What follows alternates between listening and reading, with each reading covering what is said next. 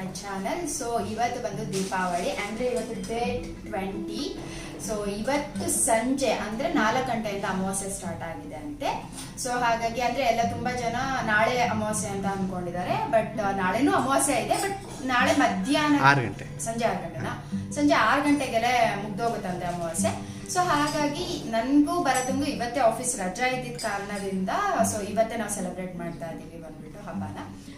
So ನಮ್ಮನೇಲಿ ನಾವು ಹೇಗೆ ಹಬ್ಬ ಸೆಲೆಬ್ರೇಷನ್ಸ್ ಮಾಡ್ತೀವಿ ಅಂತ ತೋರಿಸ್ತೀವಿ.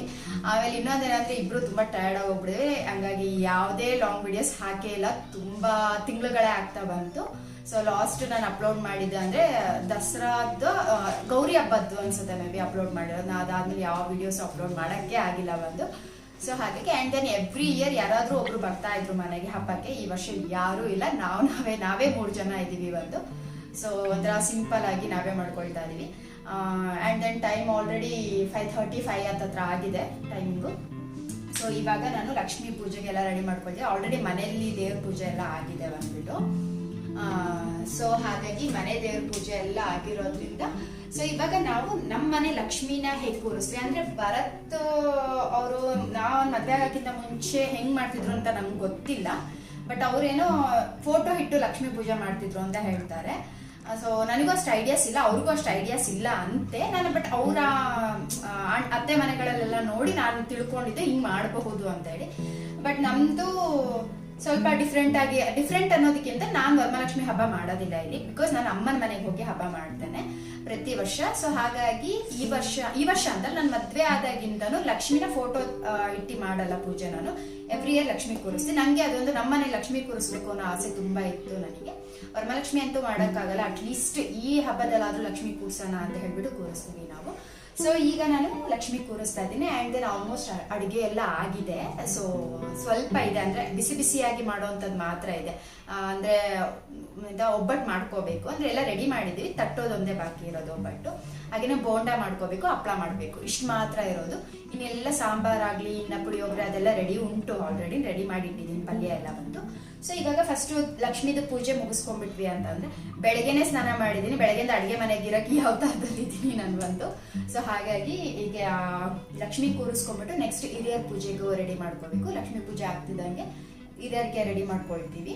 ಸೊ ಹಾಗಾಗಿ ನಮ್ಮನೇಲಿ ನಾನು ಲಕ್ಷ್ಮಿ ಕೂರಿಸ್ಬೇಕಾದ್ರೆ ಹೇಗೆ ಕೂರಿಸ್ತೀನಿ ಅಂತ ತೋರಿಸ್ತೀನಿ ನನಗೆ. ಸೊ ನಾನು ಒಂದು ಟೇಬಲ್ ಇಟ್ಕೊಂಡಿದ್ದೀನಿ. ಸೊ ಈ ತರ ಟೇಬಲ್, ಈ ಟೇಬಲ್ಗೆ ನಾನು ಒಂದು ಬಟ್ಟೆ ಹಾಕೊಂಡು ಸೊ ಅದ್ರ ಮೇಲೆ ಯಾವತ್ತೂ ನಾವು ಲಕ್ಷ್ಮಿ ಕೂರಿಸ್ಬೇಕಾದ್ರೆ ಬಾಳೆದೆಲೆ ಇಡಬೇಕು ಅಂತ ಹೇಳ್ತಾರೆ. ಸೊ ಹಾಗಾಗಿ ಬಾಳೆದೆಲೆ ಇಟ್ಬಿಟ್ಟು ಅದ್ರ ಮೇಲೆ ಒಂದ್ ಸ್ವಲ್ಪ ಅಕ್ಕಿ ಹಾಕಿ ಅದ್ರ ಮೇಲ್ಗಡೆ ನಾನು ಈ ತರ ಒಂದು ಸ್ಟ್ಯಾಂಡ್ ಇದೆ. ಸೊ ನಮ್ಮ ಲಕ್ಷ್ಮಿ ಕೂರ್ಸಕ್ಕೆ ಅಂತ ಈ ತರ ಸ್ಟ್ಯಾಂಡ್ ಇಟ್ಟಿದ್ದೀನಿ ನಾನು. ಸೊ ಆ ಸ್ಟ್ಯಾಂಡ್ ಮೇಲೆ ಸಾಮಾನ್ಯ ಅಮ್ಮನ ಮನೇಲೆಲ್ಲ ಸೇಮ್ ಸ್ಟ್ಯಾಂಡೇ ಯೂಸ್ ಮಾಡೋದು. ಬಟ್ ಅವರು ತಾಮ್ರದ್ದು ಕೊಡ ಇಡ್ತಾರೆ. ನಮ್ಮ ಮನೇಲಿ ತಾಮ್ರದ ಕೊಡ ತಗೊಂಡಿಲ್ಲ ನಾನಿನ್ನು. ಸೊ ಹಾಗಾಗಿ ನಾನು ತಾಮ್ರದ ಕೊಡೋದ್ ಬದಲು ನಾನೊಂದು ಪ್ಲೇಟ್ ತರ ಇಟ್ಬಿಟ್ಟು ಅದ್ರ ಮೇಲೆ ಒಂದು ಚಿಕ್ಕ ಬಾಕ್ಸ್ ಇಟ್ಬಿಟ್ಟು ಒಂದು ಕೊಡ ಇಟ್ಟಿದ್ದೀನಿ ಚಿಕ್ಕದಾಗಿ. ಸೊ ಇದನ್ನ ಈ ತರ ಕಟ್ಕೊಂಡಿದ್ದೀನಿ ನಾನು ಬಂದ್ಬಿಟ್ಟು. ಏನಕ್ಕೆ ಅಂದ್ರೆ ಇದು ಸೆರ್ಗೆಲ್ಲ ಹಾಕ್ಲಿಕ್ಕೆ ಈಸಿ ಆಗುತ್ತೆ ಅಂತ ನಾನು ಮಾಡ್ಕೊಂಡಿರೋದು. ಈಗ ಈ ಕೊಡಕ್ಕೆ ನಾನು ನೀರ್ ತುಂಬಿಸಿದೀನಿ. ಇದಕ್ಕೆ ನಾನು ಏನೇನ್ ಹಾಕ್ತಾ ಇದ್ದೀನಿ ಅಂತ ಹೇಳಿದ್ರೆ ಒಂದು ಅಡಿಕೆ, ಅಂದ್ರೆ ಇದನ್ನ ಗೋಟ್ ಅಡಿಕೆ ಅಂತ ಉಂಡಡಿಕೆ ಅಂತ ಆತರ ಕರೀತಾರೆ. ಅದನ್ನ ಒಂದು ಹಾಕೊಳ್ತಾ ಇದ್ದೀನಿ. ಹಾಗೇನೆ ಒಂದು ಗೋಡಂಬಿ, ಹಾಗೇನೆ ಒಂದು ಉತ್ತುತ್ತೆ, ಹಾಗೆ ಒಂದು ಬಾದಾಮಿ, ಆಮೇಲೆ ಕಲ್ಸಕ್ರೆ, ಕೆಂಪು ಕಲ್ಸಕ್ರೆ ಹಾಕ್ಬೇಕು ಅಂತ ಹೇಳ್ತಾರೆ, ತುಂಬಾ ಒಳ್ಳೆಯದು. ಸೊ ಹಾಗಾಗಿ ಕಲ್ಸಕ್ರೆ ಒಂದು. ಸೊ ಆಮೇಲೆ ಬಂದು ದ್ರಾಕ್ಷಿ, ಒಣ ದ್ರಾಕ್ಷಿನೂ ಕೂಡ ಹಾಕೊಳ್ತಾ ಇದೀವಿ. ಸೊ ಇದನ್ನ ಇಷ್ಟು ಹಾಕಿ ಮತ್ತೆ ಕಾಯಿನ್ಸ್ ಹಾಕ್ಬೇಕು. ಸೊ ನಮ್ದು ಬೆಳ್ಳಿ ಕಾಯಿನೇ ಇದೆ. ಸೊ ಅದನ್ನ ಹಾಕ್ತೀನಿ ನಾನು. ಕಾಯಿನ್ ಉಂಟು, ಬಟ್ ಕಾಯಿನ್ ಬೇಡ ಹಾಕೋದು ಅಂತ ಹೇಳಿ ಬ್ಲ್ಯಾಕ್ ಆಗಿಬಿಡುತ್ತೆ ಕಾಯಿನ್ ಆಮೇಲೆ ನೀರಲ್ಲಿದ್ರೆ ಅನ್ನೋ ಕಾರಣಕ್ಕೆ. ಸೊ ನಾರ್ಮಲ್ ಕಾಯಿನ್ನ ಹಾಕ್ತಾ ಇದ್ದೀವಿ ಇದ್ರೊಳಗಡೆಗೆ. ಸೊ ಇದಿಷ್ಟು ಹಾಕಾದ್ಮೇಲೆ ಬಂದು ಇದಕ್ಕೆ ಸ್ವಲ್ಪ ಅರಿಶಿನ ಕುಂಕುಮ ಹಾಕಬೇಕು. ಸ್ವಲ್ಪ ನಾವು ಅರಿಶಿನ ಮತ್ತೆ ಕುಂಕುಮನ ಹಾಕಬೇಕು. ಯಾಕೆ ಅಂದ್ರೆ ಇದು ಗಂಗೆಗೆ ಪೂಜೆ ಮಾಡಿದ ತರ ನಾವು ಈ ತರ ಮಾಡ್ಕೊಳ್ತೀವಿ. ಸೊ ಈ ತರ ಅರಿಶಿನ ಕುಂಕುಮ ಎಲ್ಲ ಹಾಕೊಂಡ್ರೆ ಇದೀಗ ನಾವು ಕೊಡದೊಳಗಡೆ ಏನೇನು ಹಾಕಿದ್ ಮಾಡ್ಕೊ. ಇನ್ನು ಕೆಲವರು ಮಾಡ್ತಾರೆ, ಇದು ತಾವರೆ ಬೀಜ ಅಂತ ಹೇಳ್ತಾರೆ ನೋಡಿ, ಕಮಲದ ಬೀಜ, ಅದು ಕಬಡೆ, ಈ ತರದೆಲ್ಲ ಹಾಕ್ತಾರೆ ಬಂದು. ಸೊ ನಾನು ಅದೇನು ಹಾಕಲ್ಲ, ನಾನು ಜಸ್ಟ್ ಇಷ್ಟೇ ಹಾಕೋದು ಬಂದು. ಸೊ ಇದಿಷ್ಟನ್ನು ಹಾಕೊಂಡಿದ್ದೀನಿ. ಈಗ ಸೀರೆ ನಾನು ಹೇಗೆ ಡ್ರೇಪ್ ಮಾಡಿ ನಾನು ಉಡಿಸ್ತೀನಿ ಅಂತಾನು ಕೂಡ ನಾನು ತೋರಿಸ್ತೀನಿ ಇಲ್ಲಿ. ಸೊ ನಾನೇನು ಅಂದ್ರೆ ಇಲ್ಲಿ ಕೊಡ ಇಟ್ಟಿದ್ನಲ್ಲ, ಆ ಕೊಡ ತೆಗ್ದಿದ್ದೀನಿ. ತೆಗೆದ್ಬಿಟ್ಟು ಅದು ಏನು ಅಕ್ಕಿ ಹಾಕೊಂಡು ಇಟ್ಕೊಂಡಿದ್ದೆ ಒಂದು ಬಾಕ್ಸ್ನ, ಆ ಬಾಕ್ಸ್ ಒಳಗಡೆಗೆ ಸ್ವಲ್ಪ ನೆರಿಗೆ ಮಾಡಿ ಫಸ್ಟ್ ಇದನ್ನ ಪ್ಲೇಟ್ಲೆಟ್ಸ್ ಈ ಥರ ನೀಟಾಗಿ ಕೂರಿಸ್ಕೊಂಡು ಹಾಫ್ ಮಾತ್ರ ನೆರಿಗೆ ಮಾಡಿ ಹಾಕಿದೆ. ಇನ್ನು ಹಾಫ್ನ ಜಸ್ಟ್ ಹಿಂಗೆ ಟರ್ನ್ ಮಾಡಿಬಿಟ್ಟು ಮೇಲೆ ಹಾಕೊಂಡಿದ್ದೀನಿ. ಸೊ ಅವಾಗ 2 ಸ್ಟೆಪ್ಸ್ ಬರುತ್ತೆ. ಸೊ ಇದು ಸ್ಯಾರಿ ತುಂಬ ಸಾಫ್ಟ್ ಇರೋದ್ರಿಂದ ನಾವು ಹೇಗೆ ಸ್ಯಾರಿ ವೇರ್ ಮಾಡಿಸ್ತೀವಿ ಆ ಥರ ಕೂರುತ್ತೆ ಇದು ಬಂದು. ಸೊ ಇದು ಸ್ಯಾರಿ ಬಂದ್ಬಿಟ್ಟು ಬನಾರಸ್ ಸ್ಯಾರಿ, ಬನಾರಸ್ ಕಲಾಂಕರಿ ಅಂತ ಹೇಳ್ತಾರೆ ಈ ಸೀರೆಗೆ. ಸೊ ಹಾಗಾಗಿ ಈ ಸೀರೆ ನಾನು ಪರ್ಚೇಸ್ ಮಾಡಿದ್ವಿ. ಸೊ ಹಾಗಾಗಿ ಈ ಸೀರೆನ ಹಾಕಿದ್ದೀನಿ. ಸೊ ಇದ್ರದ್ದೇ ಬ್ಲೌಸ್ ನಾನು ಕೂಡ ವೇರ್ ಮಾಡಿಸೋದಿವಾಗ. ಈಗ ಇದ್ರ ಮೇಲ್ಗಡೆಗೆ ನಾನು ಈ ಚೊಂಬನ ಕೊಡನ ಇಡ್ತಾ ಇದ್ದೀನಿ ಬಂದು. ಸೊ ನೋಡಿ ಪರ್ಫೆಕ್ಟ್ ಆಗಿ ಕೂರುತ್ತೆ ಈ ತರ ಹಾಕಿದಾಗ. ಸೊ ನಿಮಗೆ 2 ಸ್ಟೆಪ್ಸ್ ಕೂಡ ಕಾಣುತ್ತೆ ಅಂಡ್ ದೆನ್ ತುಂಬಾ ಅಗಲವಾಗಿ ಕೂಡ ಕಾಣುತ್ತೆ.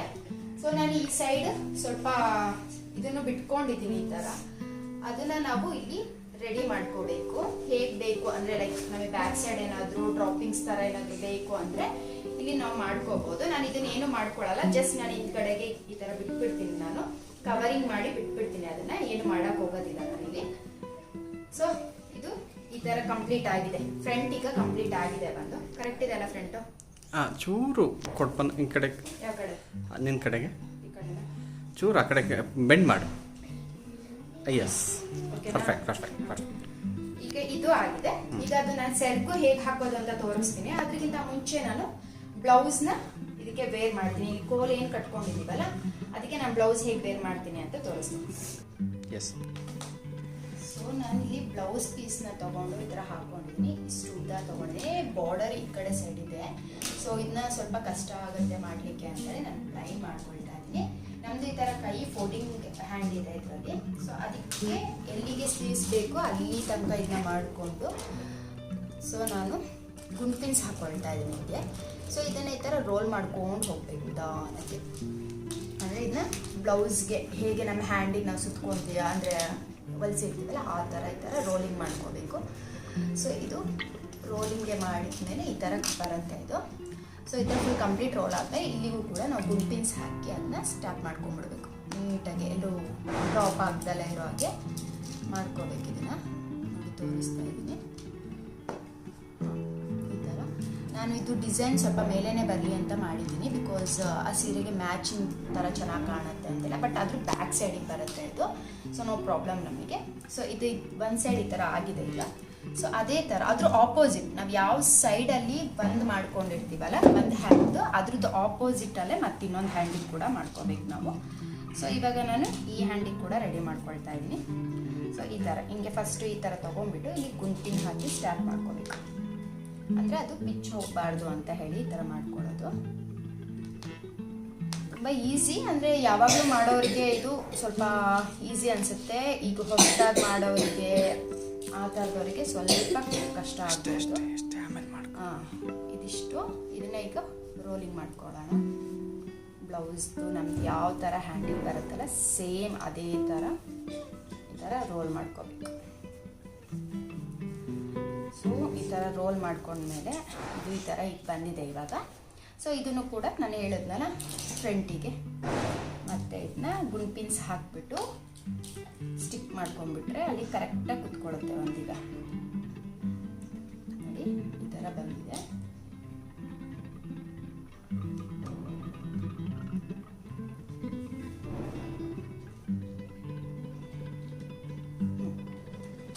ಗುಂಪಿನ ಕೂಡ ಕರೆಕ್ಟ್ ಕೂತಿದೆ.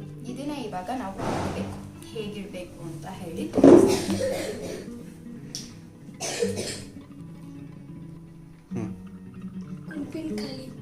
ಸೊ ಇವಾಗ ನಾನು ಈ ತರ ಬಂದಿರುತ್ತೆ ಬ್ಲೌಸಸ್, ಅದನ್ನ ನಾನು ಹೀಗೆ ಬ್ಯಾಕ್ ಸೈಡಿಗೆ ಹಾಕ್ತಾ ಇದ್ದೀನಿ. ಸೊ ಈ ತರ ಹಾಕಿದಾಗ ಈ ತರ ಕಾಣುತ್ತೆ ಬಂದ್ಬಿಟ್ಟು, ಹೀಗೆ ಹ್ಯಾಂಡ್ಸ್ ಈ ತರ ಬರುತ್ತೆ. ಸೊ ಅದನ್ನ ನಾನು ಇವಾಗ ಇಲ್ಲಿ ಕ್ಲೀನ್ ಆಗಿ ಪಿನ್ಸ್ ಹಾಕ್ಬಿಟ್ಟು ಈ ತರ ಮಾಡ್ಕೋಬೇಕು. ಹೀಗೆ ಕಾಣಂಗೆ ಮಾಡ್ಕೋಬೇಕು. ಸೊ ಅದನ್ನು ನಾನು ಇವಾಗ ರೆಡಿ ಮಾಡ್ಕೊಳ್ತೀನಿ. ಒಂದು ನಿಮಿಷ. ಎರಡೂ ಕೂಡ ಹಾಗೆ ಬರಬೇಕು. ಒಂದು ಸೈಡ್ ಅಂತಾರೆ, ಎರಡೂ ಸೈಡಿಂದು ಹಾಗೆ ಕಾಣಿಸ್ಬೇಕು. ಸೊ ಹಾಗಾಗಿ ಇಲ್ಲಿ ರೆಡಿ ಮಾಡ್ಕೊಳ್ತಾ ಇದ್ದೀನಿ. ಪೂರ್ವಿ ಪಿನ್ ಕೊಡ್ಬಾರೋ.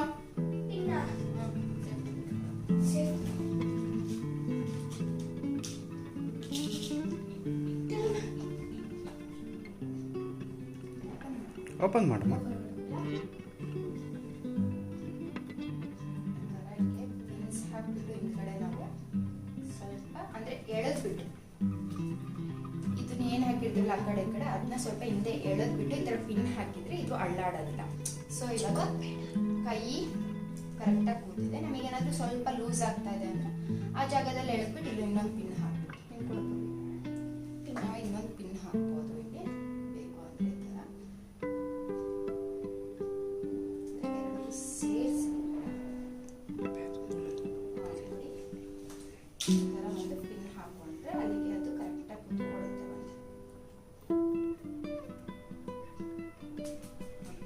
ಸೊ ಇದು ಏನು ಲೂಸ್ ಆಗುತ್ತೆ ಬಂದವಾಗ ನಮಗೆ ಹೇಗೆ ಬೇಕೋ ಆ ಕಡೆ ಅಂದ್ರೆ ಬಟ್ ಸ್ವಲ್ಪ ಪಿನ್ಸ್ ಜಾಸ್ತಿ ಬೇಕಾಗುತ್ತೆ ಅಷ್ಟೇ.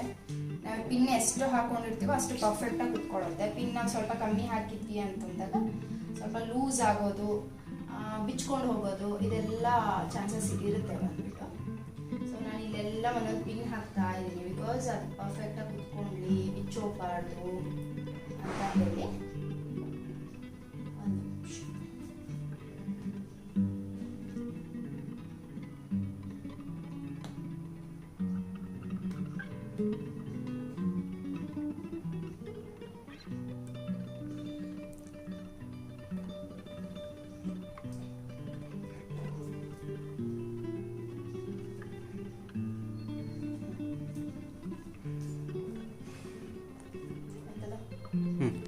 ಸೊ ಇವಾಗ ಪಿನ್ ಹಾಕಿದ್ದೀನಿ. ಇವಾಗ ನಾನು ಸೊ ಈ ಕಡೆಗೆ ನಾನು ಸೆರಗನ್ನ ಮಾಡ್ಕೊಳ್ತಾ ಇದ್ದೀನಿ. ನಾನು ಎಷ್ಟು ಬೇಕೋ ಅಷ್ಟು ಈ ಥರ ಎಳ್ಕೊಂಡು ಇದನ್ನ ಈಗ ಬ್ರೇಸ್ಲೆಟ್ಸ್ ಮಾಡ್ಕೊಳ್ತೀನಿ. ನಾವು ಮುಂಚೆನೂ ಮಾಡ್ಕೋಬಹುದು, ಈಗಲಾದ್ರೂ ಮಾಡ್ಕೋಬಹುದು, ಅದು ನಮಗೆ ಹೇಗೆ ಕಂಫರ್ಟಬಲ್ ಅನ್ಸುತ್ತೆ ಅವಾಗ. ಸೊ ನಾನು ಇದು ಸಾಫ್ಟ್ ಸ್ಯಾರಿ ಇರೋದ್ರಿಂದ ನಾನು ಇವಾಗ ಮಾಡ್ಕೊಳ್ತಾ ಇದ್ದೀನಿ. ರೇಷ್ಮೆ ಸೀರೆ ಅಥವಾ ತುಂಬಾ ಸ್ವಲ್ಪ ಹಾರ್ಡ್ ಇರೋವಂಥ ಸೀರೆಗಳೆಲ್ಲ ಆದರೆ ಮುಂಚೆನೆ ಮಾಡಿಟ್ಕೊಂಡ್ಬಿಡ್ಬೋದು, ಅದು ಬೆಟರ್ ಅನ್ಸ್ಬಿಡುತ್ತೆ. ಇದು ಸೀರೆ ಸ್ವಲ್ಪ ಸಾಫ್ಟ್ ಇದೆ ನಮಗೆ, ಸೊ ಇವಾಗ ಮಾಡ್ಕೊಳ್ಳೋಕ್ಕೆ ನನಗೆ ಕಂಫರ್ಟಬಲ್ ಇದೆ. ಸೊ ಹಾಗಾಗಿ ಇವಾಗ ನೋಡಿ ಈ ಥರ ಬರುತ್ತೆ. ಸೊ ಇದನ್ನ ನೋಡ್ಕೋಬೇಕು. ಒಂದು ನಿಮಿಷ. ಇದನ್ನೆಲ್ಲ ಕ್ಲೀನಾಗಿ ಇವಾಗ ಏನು ನೆರಿಗೆ ಅಂತ ಮಾಡ್ಕೊಂಡಿದ್ದೀವಲ್ಲ ಆ ನೆರಿಗೆಗಳೆಲ್ಲ 1 by 1 ಬರೋ ಹಾಗೆ ನಾವು ನಾರ್ಮಲ್ ಸ್ಯಾರಿ ಹೇಗೆ ವೇರ್ ಮಾಡ್ತೀವಿ ಬಾಳೆ ತೆಗೋದು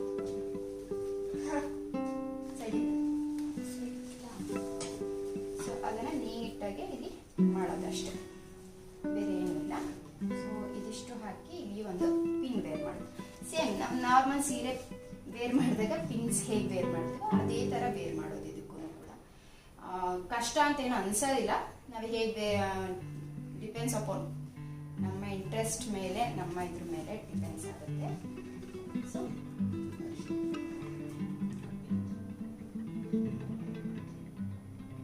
ನಾನು ನಮ್ಮ ಅಮ್ಮನ ಮನೇಲೂ ಹೀಗೆ ಉಡಿಸೋದು ಸೀರೆಗೆ, ದೇವರಿಗೆ. ಸೊ ಅದೊಂದು ಅಭ್ಯಾಸ ಆಗೋಗ್ಬಿಟ್ಟು ಸುಮಾರು ವರ್ಷದಿಂದ ನನಗೆ ವೇರ್ ಮಾಡಿಸಿ ಒಂಥರ ಅಭ್ಯಾಸ ಆಗೋಗ್ಬಿಟ್ಟಿದೆ ನನಗೆ. ಸೊ ಹಾಗಾಗಿ ಈ ಸತಿನೂ ಹಾಗೆ ವೇರಿಂಗ್ ನಡೀತಾ ಇದೆ. ನೋಡಿ ಈ ಥರ ನೀಟಾಗಿ ಕೂರುತ್ತೆ ಬಂದವಾಗ. ಕೆಲವರು ಇಲ್ಲೂ ಕೂಡ ಕವರ್ ಮಾಡ್ತಾರೆ. ನಾವು ಬೇಕು ಅಂದ್ರೆ ಕವರ್ ಮಾಡ್ಕೋಬಹುದು, ಬೇಡ ಅಂದ್ರೆ ಬಿಡ್ಬೋದು ಅಷ್ಟೇ. ಸೊ ನಾನೆಲ್ಲೂ ಕವರ್ ಮಾಡಕ್ ಹೋಗಿಲ್ಲ. ನಿಮ್ಗೆ ಬೇಕು ಅಂದ್ರೆ ಎಕ್ಸ್ಟ್ರಾ ಸೀರೆದೇನಾದ್ರೂ ಉಳಿದಿರುತ್ತಲ್ಲ ಅಂತ ಕಡೆಯಿಂದ ಒಂದು ಸ್ವಲ್ಪ ತೆಗೆದ್ಬಿಟ್ಟು ಆ ಜಾಗ ಕೂಡ ನಾವು ಕವರ್ ಮಾಡ್ಕೋಬಹುದು. ನೋಡಿ ಉಳಿದಿರೋ ಕಡೆ ಪೀಸಸ್ ನಾನು ಆವಾಗಲೇ ಉಳಿದಿತ್ತು ಅಂತ ಇಟ್ಟಿದ್ದೆ. ಈ ಕಡೆ ಸೈಡ್ ಜಾಸ್ತಿ ಬಿಟ್ಟಿದೆ ನೋಡಿ. ಏನ್ ಹೇಳ್ತೀವಿ ನಾವು ಅದನ್ನ ಉಟ್ ಸೇರ್ಕು ಅಂತ ಕರಿತೀವಿ. ಆ ಸೈಡಿಂದ ಇತ್ತು ಅಂದ್ರೆ ಈ ತರ ಹಾಕ್ಬಿಟ್ಟು ಕವರಿಂಗ್ ಮಾಡ್ಕೊಳ್ಬೋದು. ಜಸ್ಟ್ ಅದನ್ನ ಹಿಂಗೆ ನಿಲ್ಸಿದ್ರೆ ಸಾಕು. ಯಾಕೆ ಅಂದ್ರೆ ನಾವು ನೆಕ್ಸ್ಟ್ ಇಲ್ಲಿ ಜ್ಯುವೆಲ್ರೀಸ್ ಈ ತರ ಎಲ್ಲ ಹಾಕೋದ್ರಿಂದ ನಿಮಗೆ ಏನದು ತುಂಬಾ ಹಿಂಸೆ ಅಂತ ಅನ್ಸೋದಿಲ್ಲ. ಸೊ ಲಕ್ಷ್ಮಿನ ಈ ತರ ಕೂರ್ಸಕ್ಕೆ ರೆಡಿ ಮಾಡಿದ್ದೀವಿ ನಾವು ಇವಾಗ. ಇದು ಕಂಪ್ಲೀಟ್ ಆಗಿ ಸ್ಯಾರಿ ಡ್ರೆಪಿಂಗ್ ಈ ತರ ಆಗಿದೆ ಬಂದ್ಬಿಟ್ಟು. ಸೊ ಕಾಲ್ ಕೂಡ ಇದಕ್ಕೆ ಹಾಕ್ಬೋದು, ಬಟ್ ನಾನು ಕಾಲ್ ಹಾಕಿಲ್ಲ ಈ ಸತಿ. ಸೊ ಟೈಮ್ ಕೂಡ ಅಷ್ಟು ಇರಲಿಲ್ಲ, ಆ ಕಾರಣಕ್ಕೆ ಸ್ಯಾರೀಸ್ ಮಾತ್ರ ವೇರ್ ಮಾಡಿಸಿದೀನಿ ಅಷ್ಟೇ.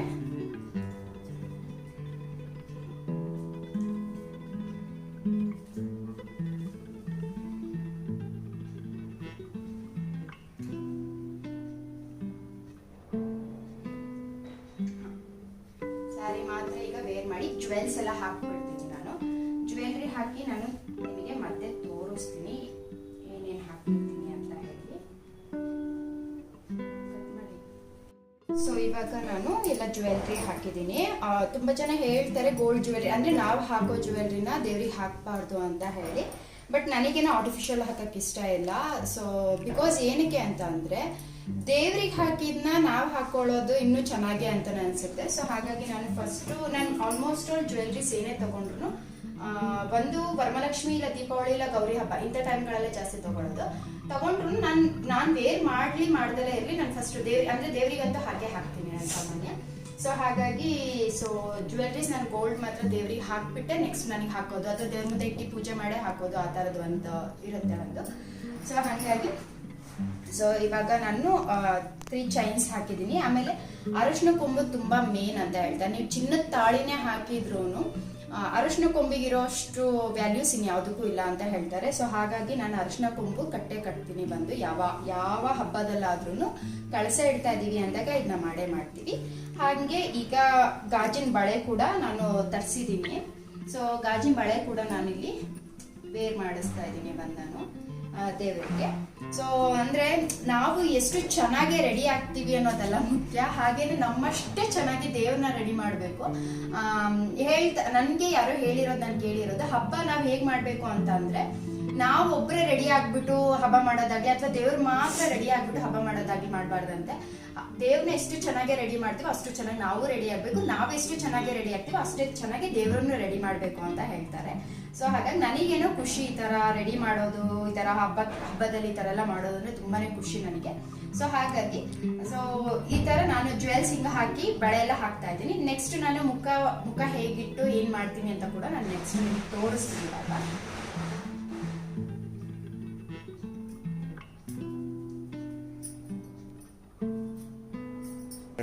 ಸೊ ಇದು ಬೆಳ್ಳಿ ಮುಖ ತೊಳೆದು ಎಲ್ಲ ನೀಟಾಗಿ ರೆಡಿ ಮಾಡಿಟ್ಟಿರ್ತೀವಿ. ಈಗ ಇದಕ್ಕೆ ಮತ್ತೆ ನಾನು ಅಂದರೆ ಬೆಳಗ್ಗೆ ಒಂದ್ಸತಿ, ಬಟ್ ನಾವು ಐಲೈನರ್ಸ್ ಪ್ರತಿ ಸತಿ ಹಚ್ಚೋದ್ರಿಂದ ಈ ಸೈಡಲ್ಲೆಲ್ಲ ಹೋಗೋದೇ ಇಲ್ಲ, ತುಂಬ ಬ್ರಷ್ ಹಾಕಿ ರಬ್ ಮಾಡಿದ್ರು.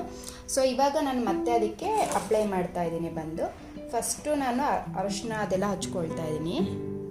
ಹೇಗೆ ಅಂದರೆ ನಾನು ಸ್ವಲ್ಪ ನೀರನ್ನ ಈ ಥರ ಮಾಡಿ ಹಚ್ಬಿಟ್ಟು ಅದ್ರ ಮೇಲೆ ಅರಿಶಿನ ಹಚ್ಚೋದ್ರಿಂದ ನೀಟಾಗಿ ಕೂರುತ್ತೆ. ನೀರು ಅಥವಾ ಗಂಧ ಏನಾದರೂ ಇರುತ್ತೆ ಅಲ್ಲ ನಮ್ಮ ಹತ್ರ, ಅದರಲ್ಲಿ ಫಸ್ಟ್ ಹಚ್ಬಿಟ್ಟು ಈ ಥರ ಮಾಡಿದಾಗ ಅದು ನೀಟಾಗಿ ಕುತ್ಕೊಳ್ಳುತ್ತೆ ಆ ಜಾಗದಲ್ಲಿ.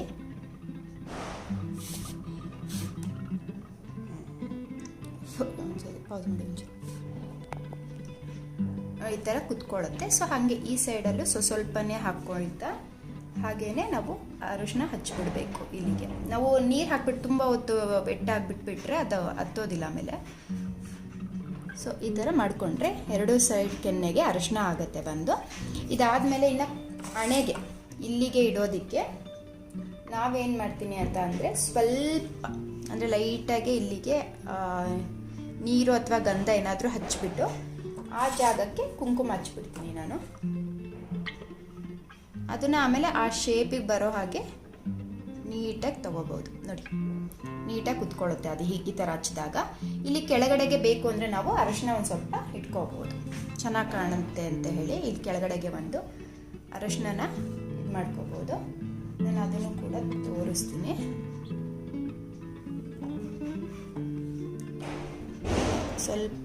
ಸ್ವಲ್ಪ ಹಾಂ ನೋಡಿ, ಈಗ ಅರಿಶಿನ ಹಚ್ಚಾಗಿದೆ ಅದಕ್ಕೆ. ಬಟ್ ನಮ್ಮದು ಅರಿಶಿನ ಚೆನ್ನಾಗಿಲ್ಲ ಮನೇಲಿರೋದು. ಹಾಂ ನೋಡಿ ಈ ಥರ ಕಾಣುತ್ತೆ. ಸೊ ಇವಾಗ ನೆಕ್ಸ್ಟು ನಾನು ಐಲೈನರು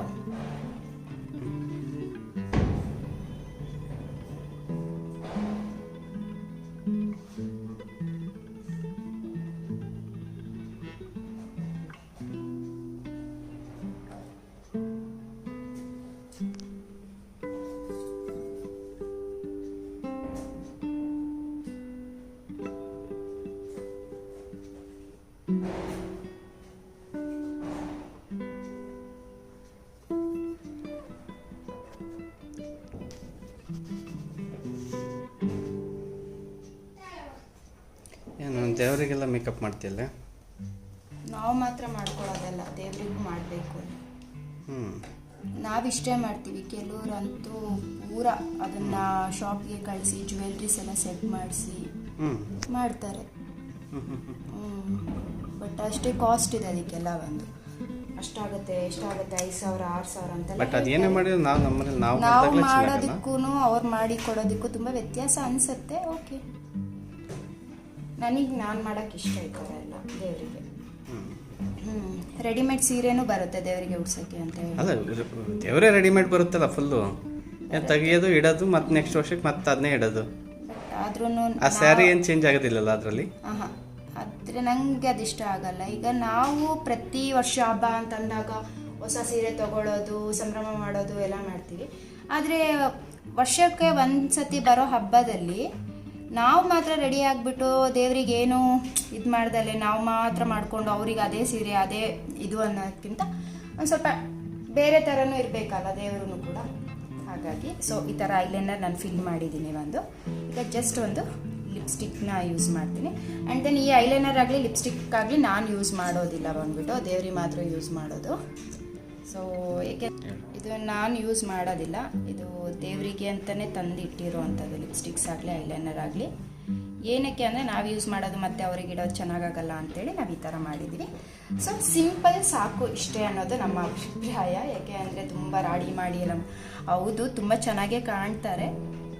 ನಮ್ಮ ಮನೆ ಮುದ್ದು ಲಕ್ಷ್ಮಿಗೆ ಹೇಗೆ ರೆಡಿ ಮಾಡಬೇಕು ಅದು ನಮ್ಮ ಮೇಲೆ ಬಿಟ್ಟಿರುತ್ತೆ ಬಂದ್ಬಿಟ್ಟು. ಸೊ ಹಾಗಾಗಿ ನಾನು ಇಷ್ಟೇ ಇಷ್ಟಪಡೋದು. ಸೊ ಕೆಲವರು ಕಿವಿ ಚುಚ್ಚಿರ್ತಾರೆ, ಮೂಗು ಚುಚ್ಚಿಸಿರ್ತಾರೆ, ಎಲ್ಲ ಮಾಡ್ತಾರೆ. ಬಟ್ ನನಗೇನೋ ಮಾಡ್ಸೋಕ್ಕೆ ಇಷ್ಟ ಅಲ್ವೋ ಅಥವಾ ಕಾಲ ಇನ್ನೂ ಕೂಡಿ ಬಂದಿಲ್ವೋ ಏನೋ ಗೊತ್ತಿಲ್ಲ. ಸೊ ನಾವು ಇಷ್ಟೇ ಸಿಂಪಲಾಗಿ ನಾನು ದೇವರಿಗೆ ರೆಡಿ ಮಾಡ್ಕೊಳ್ಳೋದು. ನಾನು ನಂಬಿರೋದೇನು ಅಂದರೆ ಆಡಂಬರದಿಂದ ಮಾಡೋದಕ್ಕಿಂತ ಸಿಂಪಲಾಗಿ ನೀಟಾಗಿ ಮಾಡೋದು ಇನ್ನೂ ಚೆನ್ನಾಗಿ ಅಂತಲೇ ಅನಿಸುತ್ತೆ. ಹಂಗಂತೇಳಿ ನಾವು ಆಡಂಬರದಿಂದ ಮಾಡಲ್ಲ ಅಂತಲ್ಲ, ನಾವು ಮಾಡ್ತೀವಿ. ಈಗ ನಮಗಿಂತ ಆಡಂಬರ ಮಾಡ್ದಲೇ ಇರ್ಬೋದು, ನಮಗಿಂತ ಜಾಸ್ತಿ ಮಾಡೋರು ಇರ್ತಾರೆ ಬಟ್ ಮೇನ್ ನೀವು ಹೇಗೆ ಮಾಡ್ತೀರಾ ಅನ್ನೋದಕ್ಕಿಂತ ನಿಮ್ಮ ಮನಸ್ಸಲ್ಲಿ ಭಕ್ತಿ ಎಷ್ಟು ಇಟ್ಟು ಮಾಡಿರ್ತೀರಾ ಅನ್ನೋದು ಅಷ್ಟೇ ಫೈನಲಿ ಇಂಪಾರ್ಟೆಂಟ್ ಆಗೋದು. ಸೊ ನಮ್ಮನೆ ಲಕ್ಷ್ಮಿಗೆ ನಾವು ಭಕ್ತಿಯಿಂದ ಎಷ್ಟು ಪೂಜೆ ಮಾಡ್ತೀವಿ ಅನ್ನೋದು ಅಷ್ಟೇ ಇಂಪಾರ್ಟೆನ್ಸ್. ಸೊ ಇವಾಗ ನಮ್ಮನೆ ಲಕ್ಷ್ಮಿಗೆ ಮುಖ ಈ ಥರ ರೆಡಿ ಮಾಡಿಡ್ತೀವಿ ಆಲ್ರೆಡಿ ನಾನು. ಸೊ ಟೈಮ್ ಮುಂದೆ ಒಂದಿನ ಬಂದರೆ ಬಟ್ಟು ಕಿವಿ ಓಲೆ ಎಲ್ಲ ತಂದು ಅದಕ್ಕೆ ಎಲ್ಲ ಫಿಕ್ಸಿಂಗ್ ಎಲ್ಲ ಮಾಡೋದು ಅದನ್ನು ಕೂಡ ಮಾಡ್ತೀವಿ. ಬಟ್ ನನಗೆ ಇರೋದು ಏನಂದರೆ ಚಿನ್ನದ ಮಾಡಿಸ್ಬೇಕು ಅಂತೇಳಿ. ಈಗಿರೋ ಚಿನ್ನದ ರೇಟ್ ನೋಡಿದ್ರೆ ನಮಗೆ ಮಾಡಿಸ್ಕೊಳ್ಳೋಕೆ ಕಷ್ಟ ನಮಗೂ ಅಲ್ಲ, ಅದು ನೋಡೋದೇ ಕಷ್ಟ ಅನ್ನೋಂಗೆ ಆಗೋಗ್ಬಿಟ್ಟಿದೆ. ದೇವರು ಹೇಗೆ ನಡೆಸ್ತಾನೆ ಆ ಥರ ಹೋಗೋದಷ್ಟೇ ಇರೋದು. ಆಸೆ ಪಡೋದಕ್ಕಿಂತ ಬಂದಿದ್ದ ರೀತಿಲಿ ಇರೋದು ತುಂಬ ಬೆಟರ್ ಅಂತ ನಾನು ಅನ್ಕೊತೀನಿ. ಅದನ್ನು ಖುಷಿಯಾಗಿ ಅನುಭವಿಸೋದು ಇನ್ನೂ ಒಳ್ಳೆಯದು ಅಂತ ನಾನು ಅಂದ್ಕೊಳ್ತೀನಿ. ಸೊ ಇವಾಗ ಇದಾಗಿದೆ. ಸೊ ಈಗ ನಾನು ಅಲ್ಲಿ ಕಳ್ಸೋಕ್ಕೆ ಹೇಗೆ ನಾನು ಇದನ್ನು ಫಿಕ್ಸ್ ಮಾಡ್ತೀನಿ ಅಂತಲೂ ತೋರಿಸ್ತೀನಿ ಬನ್ನಿ. ಈಗ ನಾನು ಇಲ್ಲಿ ವಿಳ್ಯದೆಲ್ಲ ಇಟ್ಬಿಟ್ಟು, ಸೊ ಒಳಗಡೆ ಏನೇನು ಹಾಕಿದೆ ಅಂತ ತೋರಿಸಿದ್ದೀನಿ. ವಿಳ್ಯದೆಲ್ಲ ಇಟ್ಬಿಟ್ಟು ಕಾಯಿನ ತೊಳೆದು ಅರಶಿನ ಕುಂಕುಮ ಇಟ್ಟು ನಾನು ನಾರ್ಮಲ್ ಕಳಸ ಹೇಗಿಡ್ತಾರೆ ಅದೇ ಥರ ಇಟ್ಟಿದ್ದೀನಿ. ಈ ಆ ಕಾಯಿಗೆ ಬಂದ್ಬಿಟ್ಟು ನಾನಿಲ್ಲಿ ಇರುಪಪ್ಪ ಕೊಡ್ತೀನಿ. ಇದನ್ನು ಫಿಕ್ಸ್ ಮಾಡ್ಕೊಳ್ತಾ ಇದ್ದೀನಿ ಬಂದು ಮುಖನ.